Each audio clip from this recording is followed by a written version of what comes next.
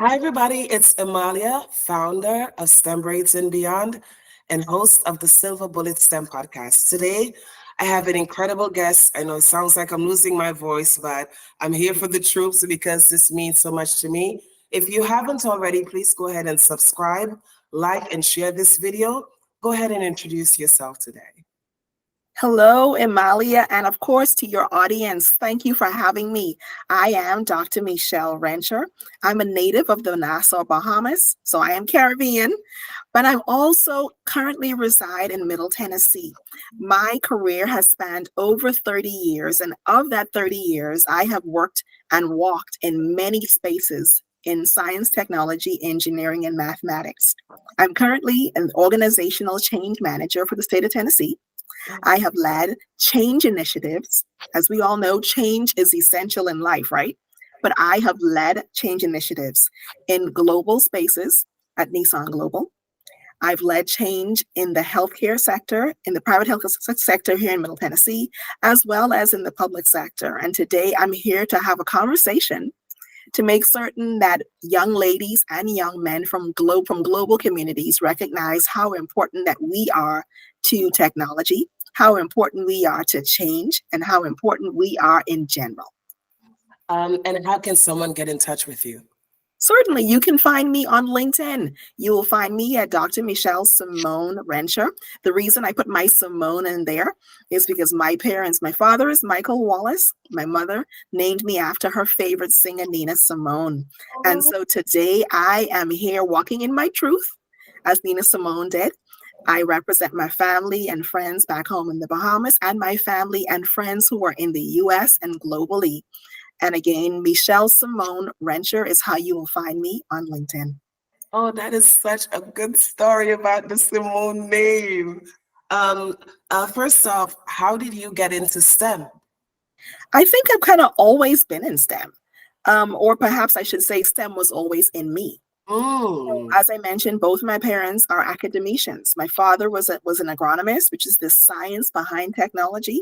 He was also a chemist. And my mother was a math teacher. So while they didn't do my homework, they did give me genes, I believe, that had a curiosity and an understanding for science and a passion for understanding it more.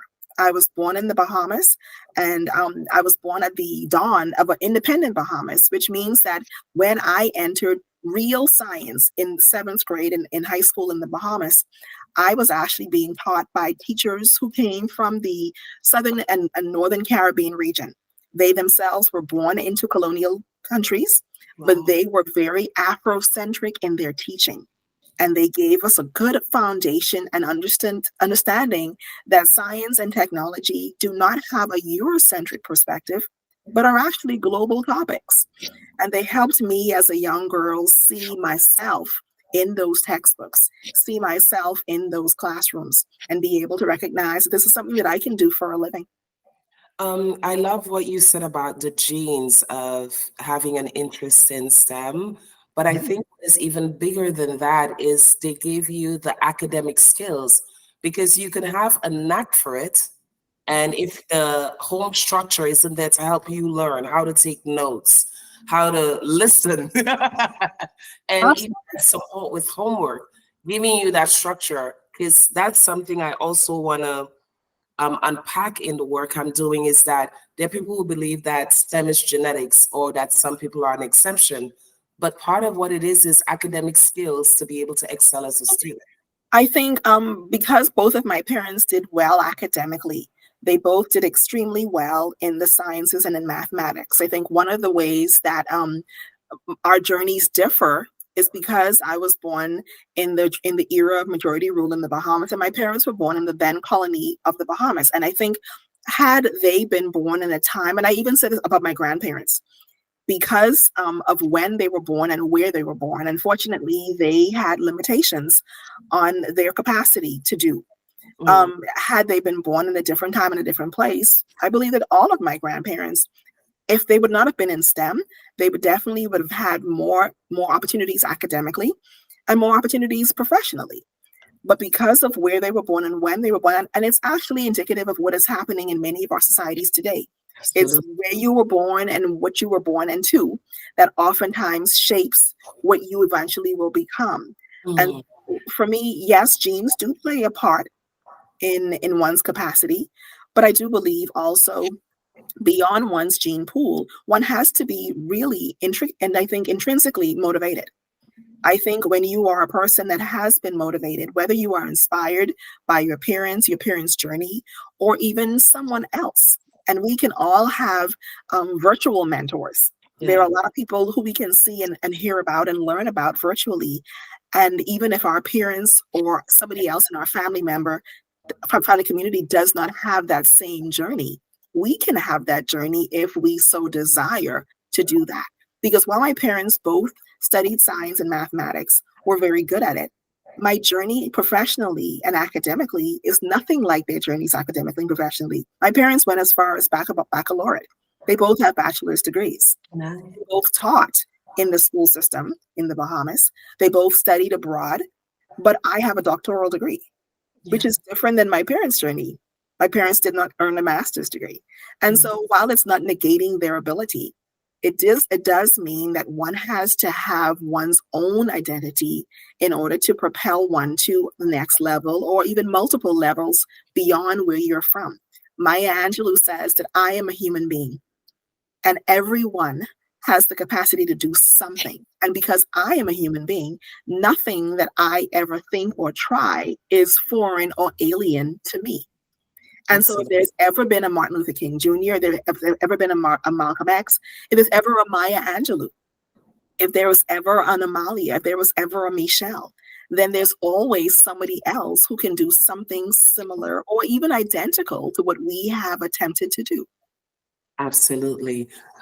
This is one thing we haven't spoken about. What is your STEM degree in? Absolutely. So interesting, right? So, because I've always liked mathematics, I've always liked physics. I was that girl that was probably the only girl studying physics. Didn't Uh, do biology. Chemistry was never my strength. right. But physics always resonated with me. I love Sir Isaac Newton's the push and the pull, and things consistently move until they are stopped. But I earned a degree in electrical engineering. And primarily because I wanted the eyebrows to raise. Yes. I wanted people to say, "You have a degree in what?" Because it is one of the most complex areas of engineering. It Mm, requires way more mathematics than civil engineering, way more math and science than even chemical engineering, or even biochem.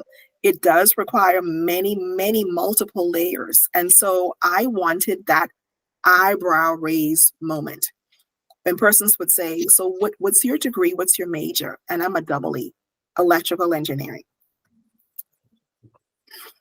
she's like lights out, mic drop, period.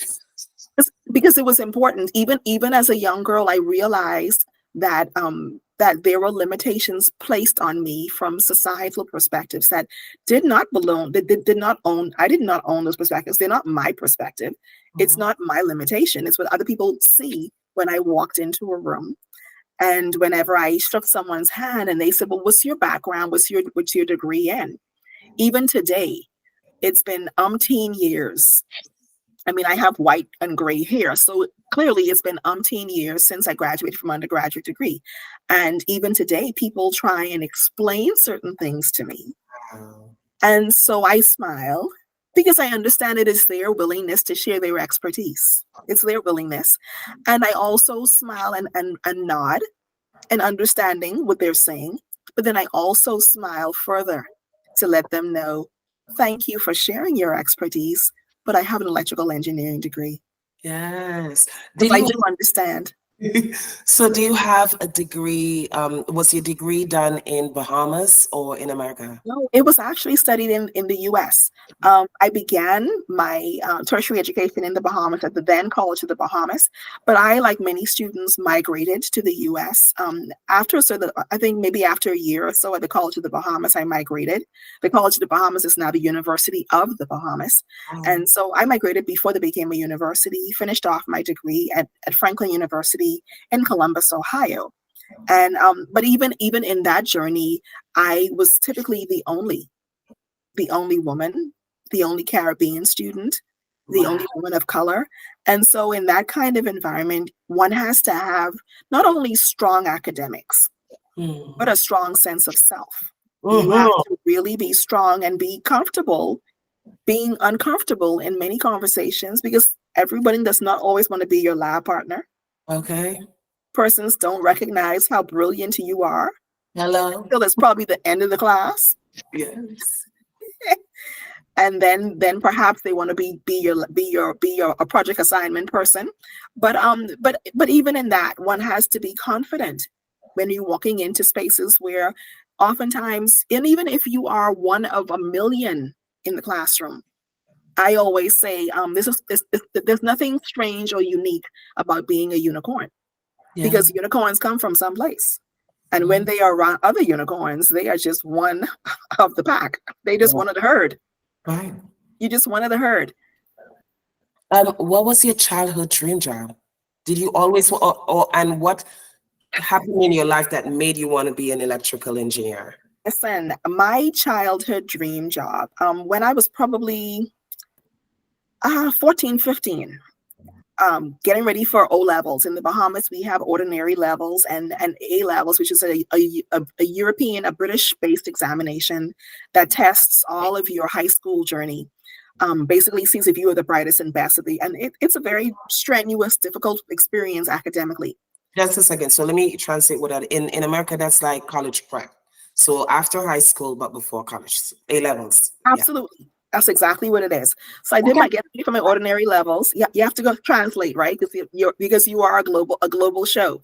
So I'm getting ready for my O levels. I attended St. John's College. So shout out to the Jolly Green Giants of St. John's College in Nassau. And I finished off my examinations, hadn't gotten my results just yet, hadn't yet gone to the College of the Bahamas. And bless you. And was looking for a job. And the job that I wanted had nothing to do with STEM. Mm. Like most young ladies, I had a passion for lipstick. Love Yes. lipstick. Right, love. I'm wearing a very down color right now, but I wanted Olay Orange from Ebony Fashion Fair. Johnson Publications started Ebony Fashion Fair just ahead of when I was born. And it came to the Bahamas because we are a predominantly Black country. And it was the color. It was just the color in the little pink packets. It was everything. And I wanted some Olay Orange. And I figured if I got a job working at the company who imported uh, Fashion Fair was called Mademoiselle. It's a boutique downtown now, so they still exist. And I thought if I got a job, even if I had no clue of putting on makeup. I couldn't be a makeup artist, but I wanted to just be the stockroom clerk. If I could just have my hand, because I'm very logical, right? I'm thinking about if I could just be the stockroom clerk, the ladies in the front who are putting this stuff on other people's faces, they are makeup artists. That's not my space. I'm technology and science and physics. So if I can just be the stockroom clerk, I can get access to the Olay Orange lipstick. Little did I know that the owner of the company was a gentleman by the name of Norman Solomon, a huge financial wizard when it comes to the retail sector in the Bahamas. I Wow. don't know that I can think of a US person that could be his counterpart, but he owned many, many, many businesses in the Bahamas, including his flagship store, as they would say in the retail space, was Mademoiselle. And he coined it the house that fashion built. Wow. They sold cosmetics, ladies wear, fragrances, a lot of tourists kind of, the sarongs and the wraparounds, ladies bikinis for the tourist sector. But for the native population, that was where you went to get your Ebony Fashion Fair. They put on the Ebony Fashion Fair show at Johnson Publications, the big fashion show. It was always sponsored by Mademoiselle. So it was the happening spot for ladies who were well-heeled, very fashionable in downtown Nassau. And I had a plan of action. I had a great aunt who was a manager at a smaller location. I got her to help me apply. There was no resumes back then. This is no resume world. This is literally filling out an application with pencil and paper. And she was my reference, and I had it all planned out. Got the interview, got to the office. My mom carried because I didn't even have a driver's license yet. So my mom took me to the interview, and he says, "Well, bring me your transcript from high school." So I Yeah. had to leave and go to my high school, bring back my transcript. And he says, no, I'm not going to hire you to be the stockroom clerk. Like, what are you thinking about? And so he dashed my spirits, but he says, no, listen, I'm not going to say no to a job. I'm going to hire you, which you're not going to do, which you think you want to do, working for the Olay orange lipstick. No, he gave me a job touching a computer. And after all of that, I touched a computer for the first time. I did data entry. And my job was to take the clipboards to all the ladies who were the clipboard specialists and the stockroom clerks, the makeup artists. Whenever Wow. they were low in merchandise, somebody was pulling out all the little clipboards and on paper, and they would bring it to my office, and I would sit down and order it. Data entry, send those entries by fax. This is how old this is, to Yes. fax back to Chicago, Illinois, to show Wow. you how life gives you a full circle moment. My first job after undergrad, after working for Mr. Solomon, starting into my technology degree at College of the Bahamas, I left there for a period of time. I eventually made my way to Columbus, Ohio. Before university, Mr. Solomon gave me a bottle of Von Cleef and Arpels first. And Oh. he says, you are always to see yourself as the first person when you walk into that room. Always think about what you have to say and know that your voice is definitely mattering in that conversation. Many, many years later, I had a job. My first job out of undergrad was working at a power plant, because I'm electrical, at a power plant in the middle of, in northeastern Indiana, Wheatfield, Indiana, to be exact. The company shifted around, reorged, and I ended up in IT. Oh, wow. Working in IT, they were opening a satellite office downtown Chicago. I get off the train the first day, and I have to walk past Johnson Publications. In the window on the Miracle Mile in Chicago is Oh, Johnson Publications, where they make Ebony Magazine and Jet Magazine, but they oh, also manufacture Ebony Fashion Fair. The window is resplendent in oh, pink packaging. So here I am, a girl from Nassau, Bahamas, who has come zigging and zagging and up to go down, to go east, to go north, all the way full circle moment that technology brought me to where I started off doing wow. data entry. And so I made a full circle opportunity to say, my company sent me all the way from Indiana to Chicago on their dime, on their time, Right. to open up a technology space office that's just down the street from where I used to do data entry.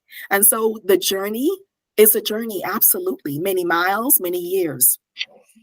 But had I been discouraged from that no, Wow. and I just wanted to get the free Olay orange lipstick. I mean, it's Olay orange. Did you ever get it? Of course, I got tons of it. I mean, do they even make that lipstick any longer? Are they still even in business? And so when you think about technology, when you think about STEM, it's the science, it's the technology, it's the engineering and the mathematics. But together, combined together, anything can happen. It can take you anywhere on the planet. Absolutely. Because what you know in your head, my first degree is electrical engineering. I haven't touched my electrical engineering designs in decades, but I'm still an engineer at core. I'm Yes. still a scientist. I'm still that curious girl who wanted to know more.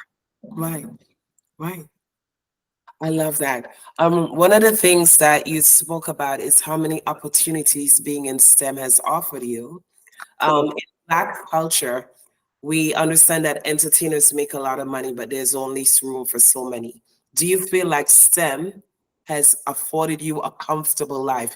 The narrative I'm trying to help people understand is that you don't need to be an entertainer to have a good life. You can do STEM and still have a good check. You know what I mean? Yeah, yeah.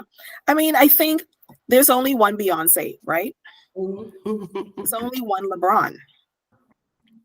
But there are tons, and the list goes on, of persons like myself and yourself who are so committed and invested to technology, who recognize that not only is technology a viable option for a valuable life, and a quality life, or as people say today, a high value life? Absolutely. There are many persons in the tech sector who are multimillionaires. There are many persons in the tech sector who will always have a comfortable quality of life, who can travel when they want, Right. eat what they choose to eat, live where they choose to live, give back and be committed to their communities as they choose to do. I Mhm. think that the difference in that is that, does technology require the same amount of discipline as probably a Beyonce dancing on stage? Absolutely it does. But there's only one Beyonce. Mhm. I know tons of Black female engineers. I know tons of Black female persons who work in the tech and who work in IT, who are not technology engineers per se, but who test applications, who design applications, who implement applications, who train applications, who troubleshoot applications. They may not be millionaires, but do they have huge hearts? Absolutely. Are they living their wildest dreams? Yes, in many cases. Are they able to look back over their shoulders and remind themselves of the younger self? Absolutely. Are they able to encourage somebody else all day long? Absolutely. Absolutely. And the thing is, it changes the trajectory of your life because, like you're saying, your parents didn't have the same academic, but who they were pushed you to go further. So Huh? the next generation, I remember Michelle Obama told a story of when both her and her brother were in Ivy League schools. Their father would have a really small amount to pay on the tuition, but he didn't pay the tuition because he was going to school. He understood the opportunity the next generation behind him would Propelling the have. next. Propelling the next. Absolutely. Absolutely. When I began my trajectory in university, my first awareness of university did not come when I applied. Didn't come Right. because of my parents' stories. My dad had the opportunity to study at Florida Atlantic University when I was maybe 3 or 4 years old. And because I was so young, I wasn't in school yet. My mom and I traveled with him for those. I think he did like a certification program. We traveled with him for that year and a bit. And that was the time that I actually studied at it was Florida Atlantic University. They had a pilot program for a daycare for academics, for students and faculty members. And at that point, I integrated the school. I didn't know what it meant to integrate. You just know that you're one of. Yes. But even in that experience, I had a chance to explore, had a chance to go to museums and go to school fairs and go to all these different things that were not available in the Bahamas. But while they weren't available, it was my mom and my dad exploring and giving me the opportunity to just expand my horizons and just imagine what things could be like and what life could be like if you just had these experiences. When I went to undergrad, my parents did not know what it was like to sit in an engineering lab because they never had done it before, but they were supportive Yeah. enough to say, well, keep pushing, like, we don't know what you're doing, but go ahead. Yes. And years after I finished my engineering degree, was working in the tech space, had been there for a number of years, it was the desire to not become other, but to truly reinvent. And science, technology, engineering, and mathematics allows one to recognize when the time comes to consistently be a lifelong learner, yes, but to reinvent. And so when I reinvented, I went back to school. I was a wife, I was a mother, I had a full-time job. And society says one should just be comfortable and sit, right? Mm. Or as the lady said to LeBron James, shut up and dribble, just do your thing. Just do what we're paying you to do. But when you are a scientist and you are a scientist at your heart, at your core, you're Yes. always curious about stuff. You're always wanting to know more. And I Yeah. think the heart of being a scientist, whether you have test tubes, whether you're working in technology, is truly you are that kind of person that is insatiably curious. People might call you nosy, right? You just busybody, you just want to know. Yeah, that means that you are truly a scientist. Mm. You're really a scientist. You just haven't tapped into your discipline. You haven't figured out exactly which area you want to explore and examine. And so as a scientist, I decided to go back to university and not get another science degree, but I wanted more business because I Mm. wanted to understand how, whenever I worked in the technology space. I've always had CEOs, CFOs, all the C-suite, all the D-suite and all the C-suite. So to translate to your audience who may not be aware, the D-suite are all directors. The C-suite are the chief of this and the chief of that. The chief of technology, chief of information officers, the CEO of the company, the chief financial officer of the company.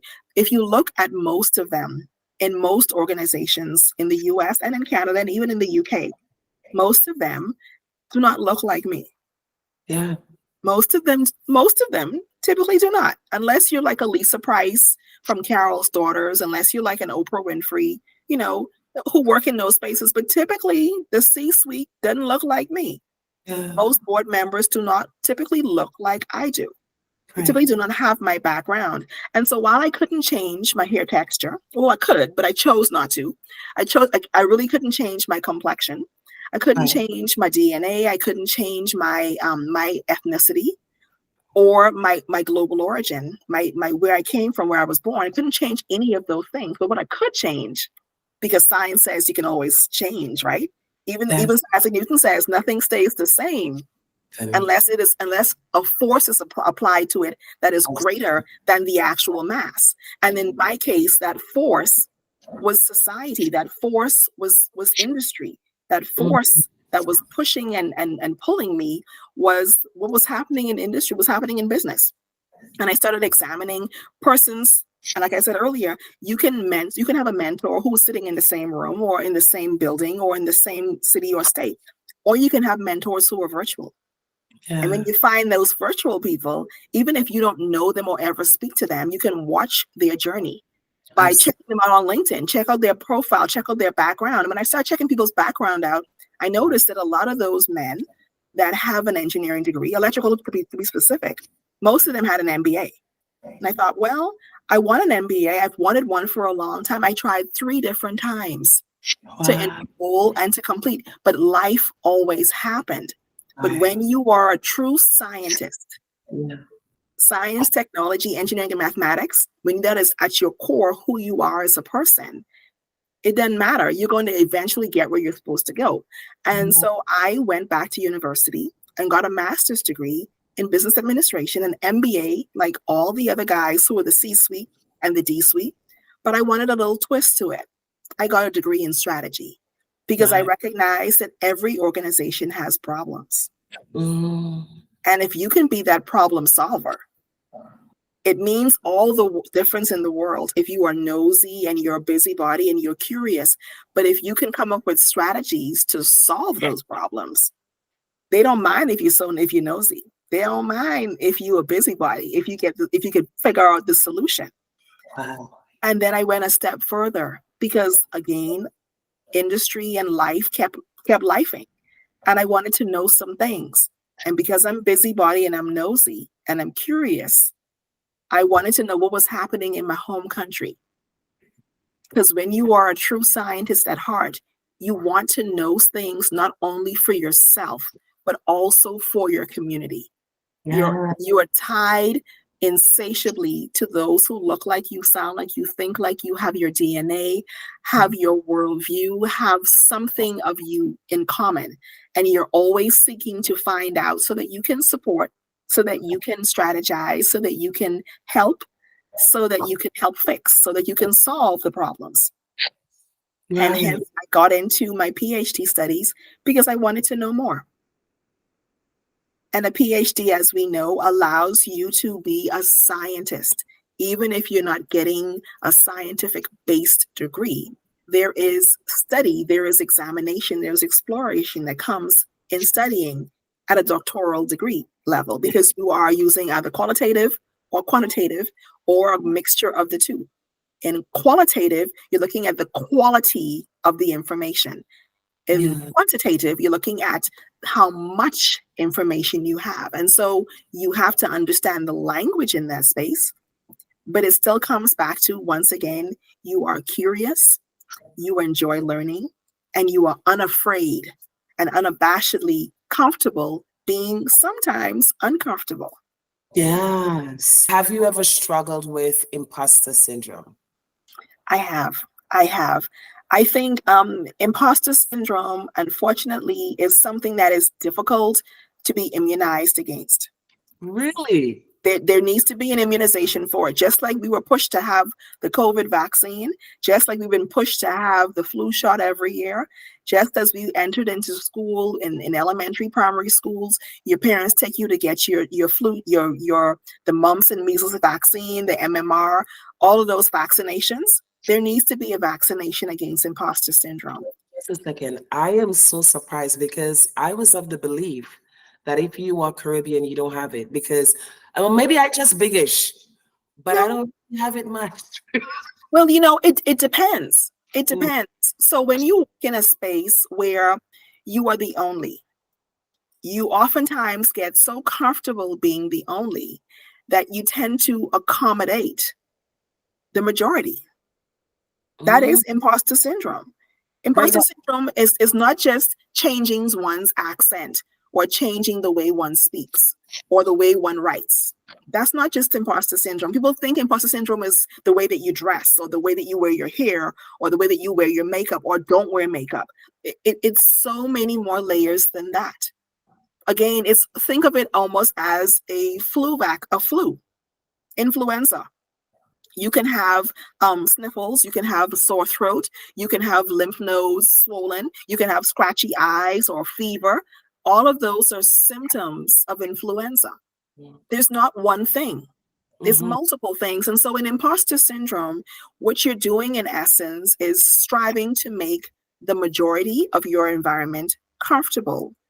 Because for whatever reason, you recognize they are uncomfortable by your just mere presence. It doesn't mean that you are less than.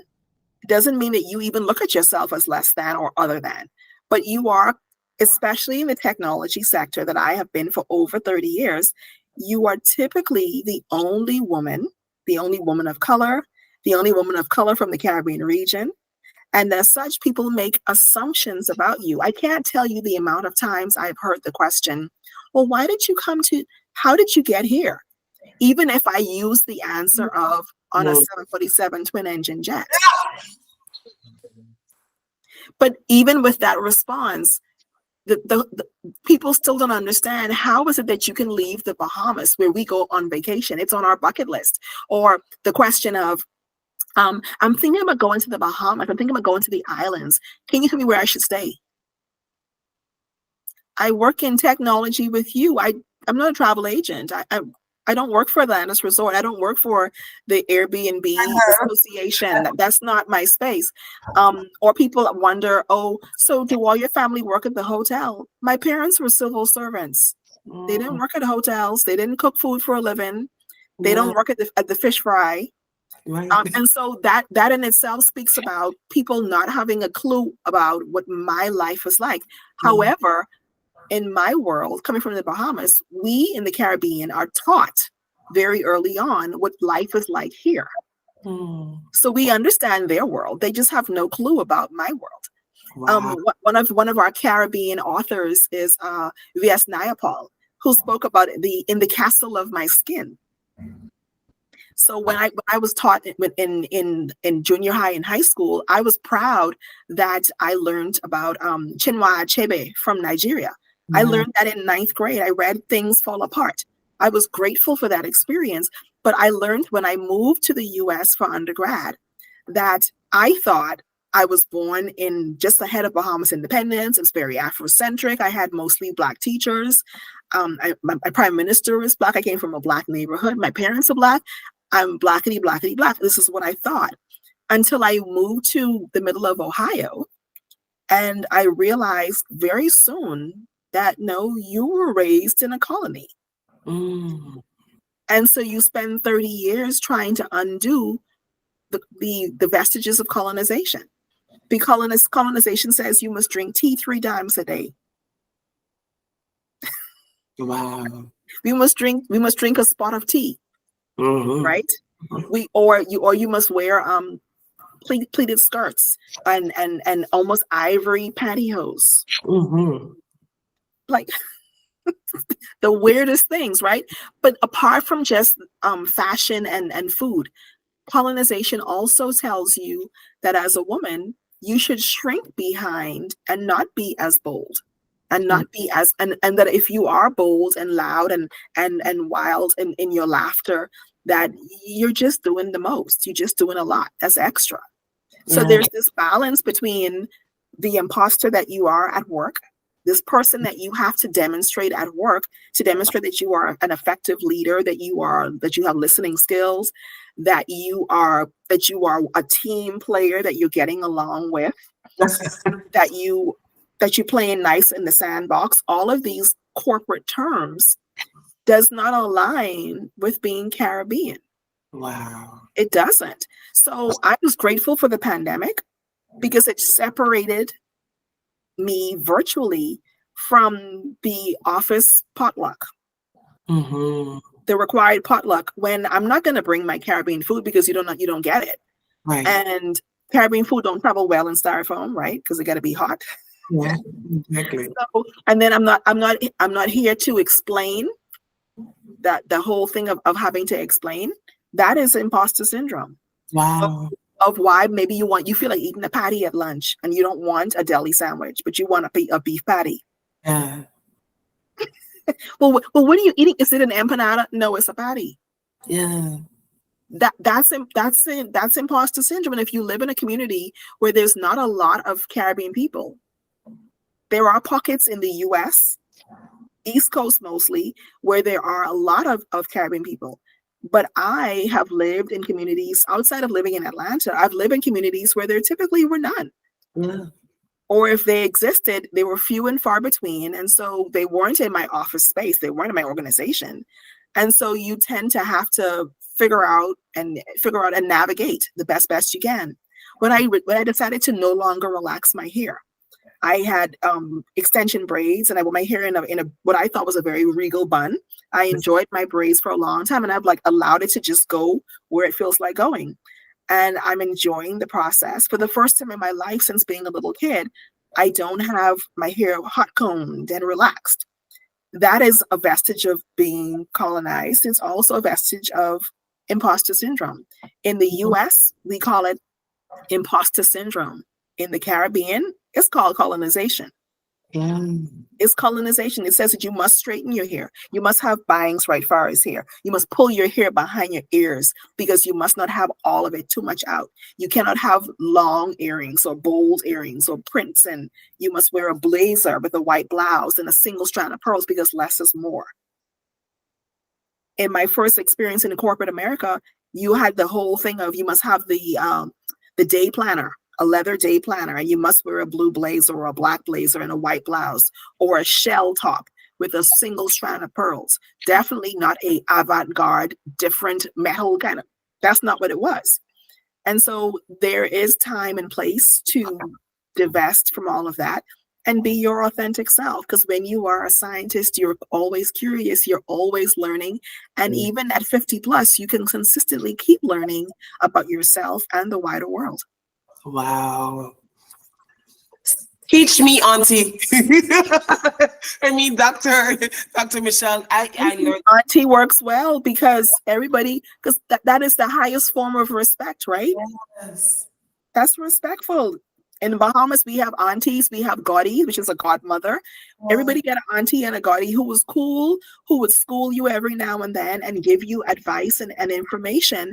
And I believe it's important in order for us to make decisions in life, whether it be academically, professionally, financially, fashion, in any area of your life, because we are multifaceted people, it's important for you to make a decision based upon information.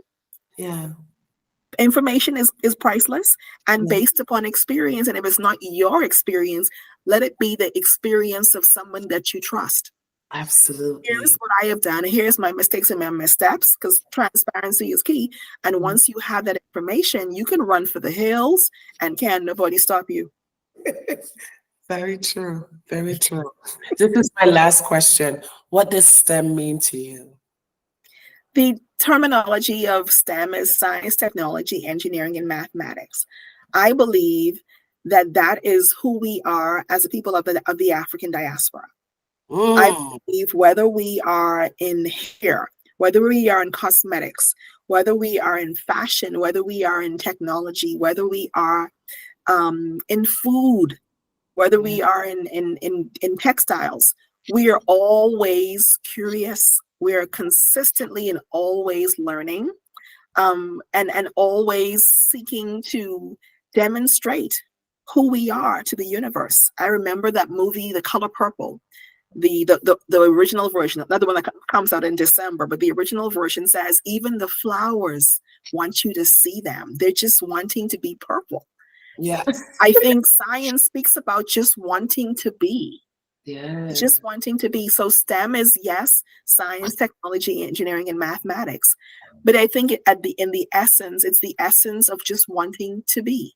Absolutely. It's wanting to be, whether you are a lyricist, you write words for songs. Whether you are a writer, you write prolific prose. But even in understanding how to write a prose and where to put it on the page, one is using science, because in Microsoft Word, you need dimensions for those margins. And so there's always science in that. If you are a chef or you are a cook, as my grandmother, a cook, never a chef, but a cook. She had to use a measuring cup, whether she used one that had the little red lines on it, the little Pyrex measuring cup, or whether she used a peaches cup that was rinsed out 9 times and she just was scooping flour or scooping rice. She still used science. Yes. The technology of our day is Microsoft Teams. We have Google. We have all of these tools to allow us to communicate and to allow us to connect and engage. The tools of the day of my grandparents were none of those. They had the rotary phone, yes.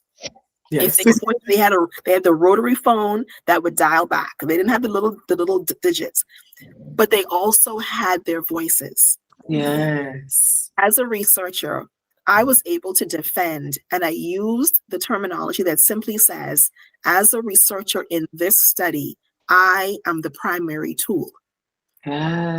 Because only I can decipher and disseminate and examine the way that I can. You can use software to go ahead and pick apart data. You can use software to massage data and to report on data. But when you are a true scientist who is curious, who enjoys learning, and is committed to learning the entirety of one's life, and you are unafraid, you are STEM. STEM means that you are here for the conversation. STEM means that you are here to consistently learn from others, means that you are here to consistently explore and examine, and that you want to bring strategy because you're all about community. STEM is not only for oneself. If you look as far back as the ages, if you look in terms of the invention of immunizations, the inventions of meteorology, the inventions of any aspect of science, it was always intended for community. Intended to improve lives. It was intended to support the evolution of who we are as a people. And it was always intended to propel us forward so that we have longevity.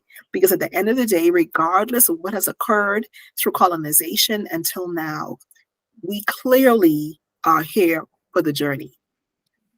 We are clearly here. The diaspora demonstrates that we are here for the journey. And as we are connected virtually, we are connected in DNA. We are connected in our passions. We are connected in our desires. But most of all, we are connected out of our longing to be connected. And STEM makes it possible for all of us to be connected. Oh, so profound. So profound. I can't thank you enough for your time today. Everybody, I'm sure you're going to enjoy this interview. Be sure to drop a comment in the boxes below. Thank you so much. Bye.